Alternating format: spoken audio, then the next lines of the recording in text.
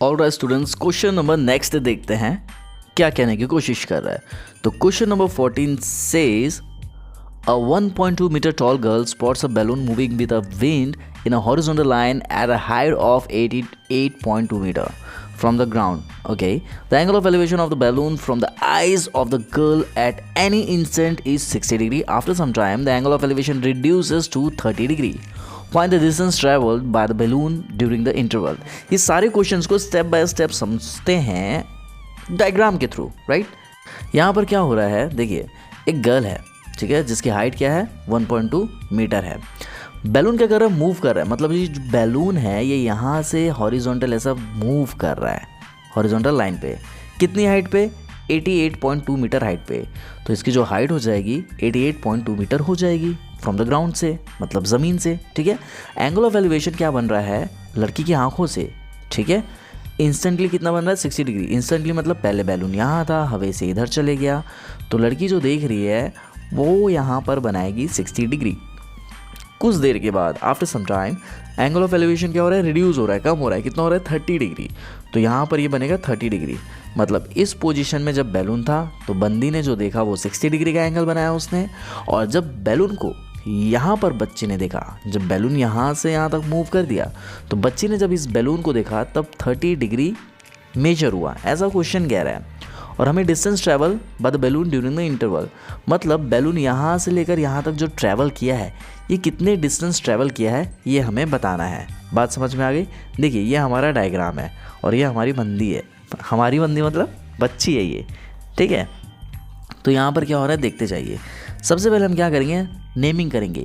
ए, इस पॉइंट को देंगे बी, और इस पॉइंट को नेमिंग करेंगे सी, और इसको हम नेमिंग करेंगे डी, ई, और इस पॉइंट को P, और इस पॉइंट को Q, ऐसे, ठीक है। सारी नेमिंग यहाँ पर हो चुकी है। अब करना क्या है और सुनना क्या है, देखना क्या है, सारी चीज़ें देखते रहिए और सुनते रहिए। सबसे पहली चीज़, ऑब्वियसली यहाँ पर कितना डिग्री बना रहा है, यहाँ पर बनाएगा ये 60 डिग्री, ठीक है। और यहाँ पर क्या बनेगी, यहाँ पे बनेगी अपनी 30 डिग्री। ये तो अभी हमने आपको समझाया। और जो लड़की है इसकी जो हाइट है वो कितनी है, हाइट 1.2 मीटर है। ये बात भी समझ आ गई। तो ये 1.2 मीटर है तो ऑब्वियसली EQ भी 1.2 मीटर हो जाएगी, क्योंकि C से P का डिस्टेंस E से Q का डिस्टेंस बराबर है, ठीक है। ये बात समझ में आ गई। एक और चीज़, उसको हम थोड़ा सा अंदर लिख लेते हैं। 1.2 मीटर, देखिए 88.2 मीटर ग्राउंड से क्या है, हाइट है किसकी, बैलून की। तो देखिए जो बंदी यहाँ पर खड़ी है ये ज़मीन है, ज़मीन से ही तो हाइट मापी जाएगी, ठीक है। ज़मीन से ही हाइट मेजर की जाएगी बैलून की। कितनी है वो 88.2। तो जो 88.2 मीटर जो है वो यहाँ से है, कहाँ से, यहाँ से लेकर है कहाँ तक है, वो है यहाँ तक, ठीक है। ये भी चीज़ें क्लियर है। अब हम करने क्या वाले हैं देखते रहिए। सबसे पहले हम यहाँ पर लिखेंगे सॉल्यूशन में here DQ equals to 88.2 metre, ठीक है। अब निकालेंगे हाइट ऑफ द गर्ल। निकालना नहीं है, जो जो चीज़ें दी है पहले उसको लिखेंगे, ठीक है। Height of girl, height of girl कितनी है 1.2 मीटर, ठीक है। ये क्यों लिखे हम बता रहे हैं आपको। देखिए अगर हम एक ट्रायंगल की बात करें जो कि CED है एक ट्रायंगल दिखा आपको CDE, CDE। जो ये ट्रायंगल है इसमें हमारे पास DE की वैल्यू नहीं पता है, तो DE की वैल्यू कैसे निकालेंगे, पूरे में से DQ में से EQ माइनस कर देंगे तो आपका DE निकल जाएगा। तू समझा? हाँ। नहीं तू समझा नहीं। हमें किसकी वैल्यू चाहिए, हमें DE की वैल्यू चाहिए। तो यहाँ लिखेंगे हम DE equals to DQ minus EQ। ऐसा क्यों किए देखते जाइए। DQ की वैल्यू कितनी है, वो है 88.2, तो लिखेंगे 88.2 माइनस EQ की वैल्यू कितनी है 1.2। तो जब आप इसको इससे माइनस करते हैं तो आपका आ जाएगा 87 मीटर। बोले तो DE की जो वैल्यू है वो आपकी 87 मीटर आ चुकी है, ठीक है। तो हम कह सकते हैं कि A B equals to D E equals to 87 metre है। ऑब्वियसली कह सकते हैं क्योंकि बैलून जो है वो हॉरिजॉन्टल लाइन में जा रहा है। ठीक है, ठीक है। तो लड़की यहाँ से देख रही है, तो ये जो बी पॉइंट है और जो ई पॉइंट है ये सेम है। सेम मतलब ए और बी की जो हाइट है, डी और ई की जो हाइट है सेम है, इसीलिए ए भी होगा आपका 88.2 मीटर। ठीक है, अब हम सॉल्व करेंगे in triangle A B C. पहले हम ट्राइंगल लेंगे A B C. A B C के बारे में जब हम बात करेंगे तो लगेगा यहाँ पर 1060। क्यों लगेगा वो भी हम आपको बता देंगे। 1060 क्या होगा, परपेंडिकुलर बाय बेस। परपेंडिकुलर कितना है, ए बी है, अपॉन बेस कितना है, यहाँ पर बेस हमारा है बी सी। ठीक है, तो लिखेंगे यहाँ पर बी सी। ओके, तो हमें पता है 1060 डिग्री कितना होता है, वो होता है √3 इक्वल्स टू ए बी की वैल्यू कितनी है 87 अपॉन बी सी। यहाँ से हम बी सी की वैल्यू निकालेंगे तो आएगा 87/√3।